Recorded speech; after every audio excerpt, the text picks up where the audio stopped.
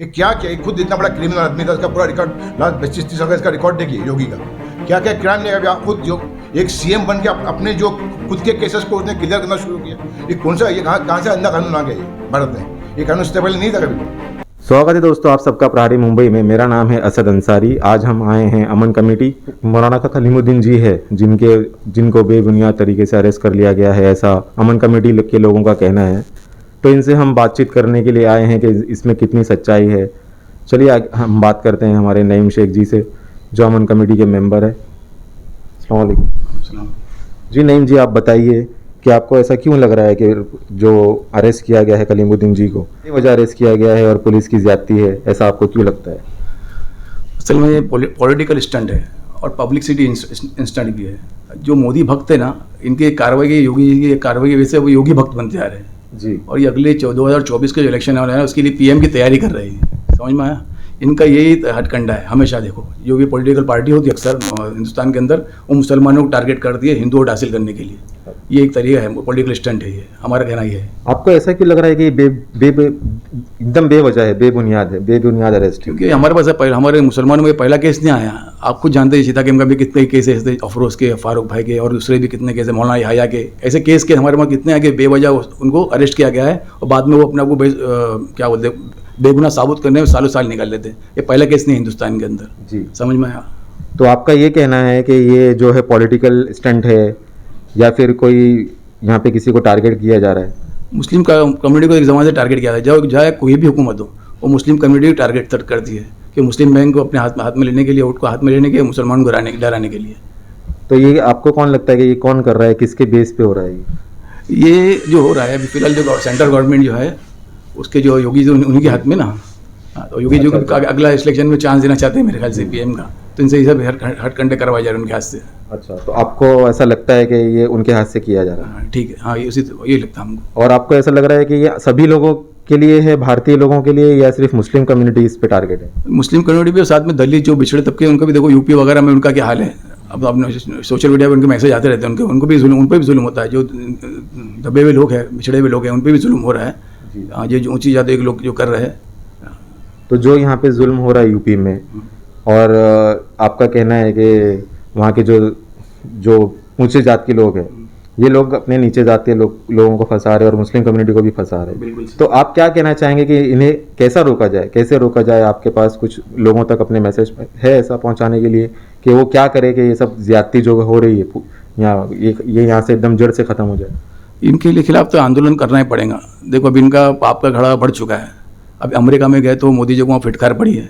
हाँ, वहाँ पर भी बना कि अब तुम्हारा की डेमोक्रेसी का हाल बहुत ख़राब चल रहा है, डेमोक्रेसी का। उसके भी आप वहाँ दुनिया भर में फिलहाल ये बदनाम हो चुके हैं लोग।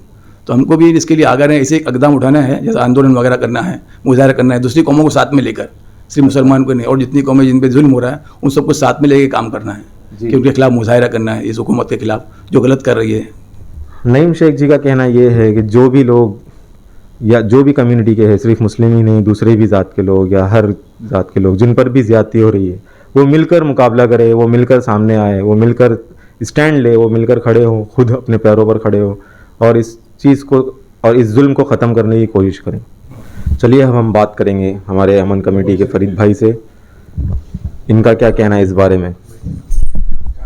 अस्सलाम वालेकुम जी। वालेकुम। फरीद भाई, अभी नईम शेख जी से बात हुई है, उन्होंने कहा कि ये कुछ पॉलिटिकल स्टंट हो सकता है या फिर बेबुनियाद गिरफ्तारी है हमारे कलीमुद्दीन जी के लिए, मौलाना कलीमुद्दीन जी के लिए। इस मुद्दे पर आपका क्या कहना है? हमारा ये कहना है कि एक जिम्मेदार इंसान है वलीम सिद्दीकी साहब, जो है ना, हमारे मुस्लिम समाज के एक बहुत धार्मिक गुरु है और हिंदू मुस्लिम को मिलाने की कोशिश करते हैं। एक ईश्वर, एक अल्लाह से लोगों को मिलाने की कोशिश करते हैं और ये हमारे संविधान में भी है कि आप ईश्वर की तबलीग कर सकते हैं। और ये आज से नहीं, 35-40 साल से कर रहे हैं। और गरीब गुरबाओं के यहाँ जाते हैं, गांव जाते हैं। ऐसा कोई वो ऐसा पैसा की पेटियाँ लेके नहीं घूमते कि लो पैसा लो और ऐसा पैसा लेके कोई ईमान कोई खरीदता किसी का? क्या खरीद सकता? क्या बताइए? वो इंसानियत की दावत देते। हमारे रसूल सल्लल्लाहु अलैहि वसल्लम ने, जो आखिरी नबी थे इस दुनिया में, उसके बाद कोई नबी नहीं आएगा, उन्होंने आखिरी खुतबे में कह के क्या कि आज मैंने अपना जो मेरा पास दिन अल्लाह ने उतारा था, मैं मुकम्मल हो गया है। मैं आज इसकी, अब मेरे बाद कोई नबी नहीं आएगा, इसकी दावत आपको आगे बढ़ानी है। तो इस तरह के उलमाए कराम हैं, जो दाई हैं, वो हर जगह पे, क्योंकि हमारे गैर मुस्लिम भाई तक दीन की हमारी कहते हैं ना, हिंदुस्तान में इससे पहले मुसलमान नहीं थे, तो अभी कितने मुसलमान जो आगे कहाँ से आ गए। इसी तरह के लोग तबलीग, दाई लोगों ने तबलीग की और लोगों को समझ में आया कि एक मालिक की, एक ईश्वर की इबादत करनी चाहिए। तो उस तरह की चलते हो कई गैर मुस्लिम भाई जो स्टडी करते हैं, पढ़ के वो खुद से अपने अगर दिन में दाखिल होते इस्लाम कबूल करते हैं तो वो खुद समझ के करते हैं। और मौलाना कलीम साहब जो है, मैंने कहा कि 35-40 साल से काम नहीं कर रहे हैं, और उनके अकाउंट में उन्होंने कहा कि पैसा पकड़ा गया, अकाउंट में किसी पैसा तो वाइट पैसा आता है, वाइट, और इनके पास FCI का जो अकाउंट होगा।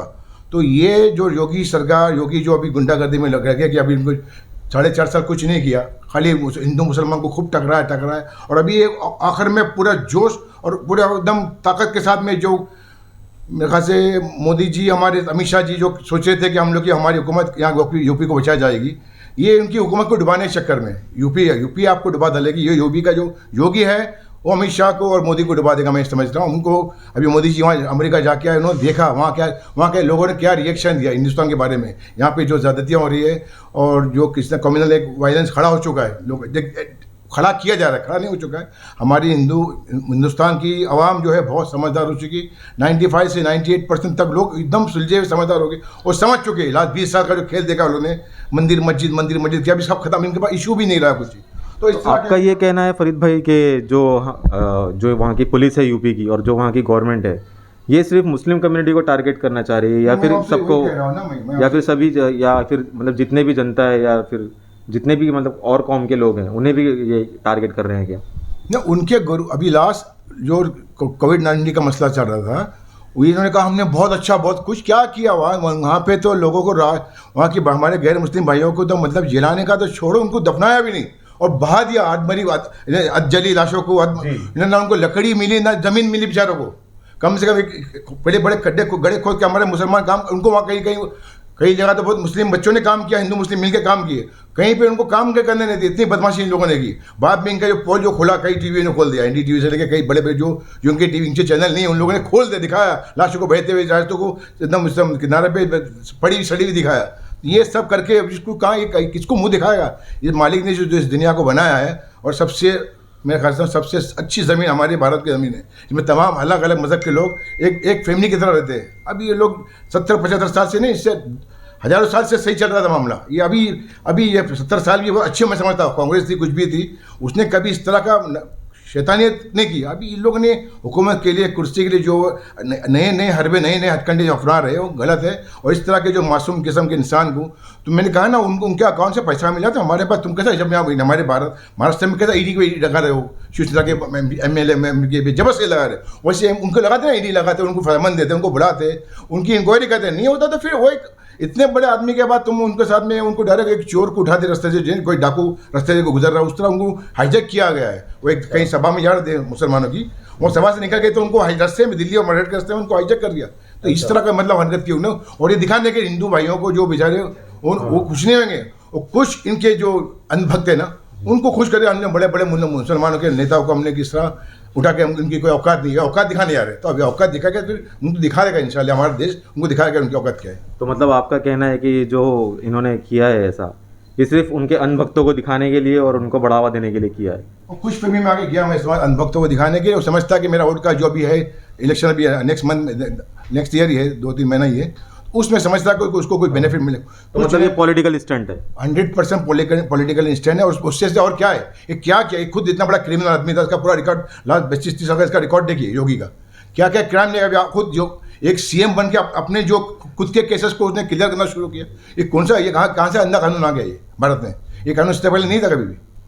तो फिर इसे कैसे रोका जा सकता है? आप लोगों तक, हमारे हिंदुस्तान की आवाम तक और हमारे मुंबई की आवाम तक क्या मैसेज पहुंचाना चाहोगे कि जो ये पुलिस की ज़्यादती है और ये जो गवर्नमेंट की ज़्यादती है यूपी की, ये किस तरह से रोकी जा सकती है, या फिर हमें किस तरह से इससे बचना चाहिए? अभी हमने इसलिए क्योंकि हमारी महाराष्ट्र की गवर्नमेंट बहुत सही चल रही है, उसमें भी कहना कंटिन्यू उंगलीबाजियाँ हो रही, कंटिन्यू उनको स्टेबल होने नहीं दे रहे, कुछ ना कुछ इशू खड़ा कर रहे हैं। उसके लिए अभी 6 तारीख को हमने एक सिंबॉलिक धरना रखा है, तमाम मसलक के और तमाम NGOs, तमाम कुछ हिंदू भाई भी रहेंगे, हिंदू NGOs भी रहेंगे, इसमें एक मैसेज देने के लिए सेंट्रल गवर्नमेंट को कि समझ जाए, होश की नाखून लें और समझ जाए। नहीं तो इसके बाद फिर हम एक बड़ा 10-15 लाख आदमी का एक बड़ा मोर्चा यहाँ भी निकालेंगे और दिल्ली में भी निकालेंगे और यूपी में निकालेंगे इंशाल्लाह। तो ये जो मोर्चा आप निकालोगे, जो प्रोटेस्ट आप करोगे, ये कहाँ कहाँ पर होगा और कैसे होगा? ये बॉम्बे का जो है हमने आज़ाद मैदान तय किया 6 तारीख को 3 से 4 1 घंटे का प्रोटेस्ट हमारा रहेगा इंशाल्लाह। हम ज़्यादा कि हमारी सिटी है, हमारा बॉम्बे भी, हमारी पुलिस भी, हमारी पब्लिक भी, हम चाह रहे हैं कि दिल्ली की सरकार को, यूपी के योगी को एक मैसेज दिया जाए। तो इसके लिए हम ज़्यादा लोगों को डिस्टर्ब ना करते हुए आज़ाद मैदान में एक सिम्बॉलिक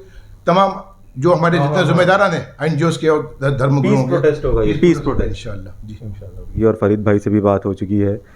इन दोनों ने किस तरह से बात किया है कि ये पॉलिटिकल स्टंट है और साथ ही साथ ये लोगों पर जुल्म भी है, और बहुत जल्द ये आज़ाद मैदान में हमारे एकदम शांति भरा एक सिंबॉलिक प्रोटेस्ट करेंगे।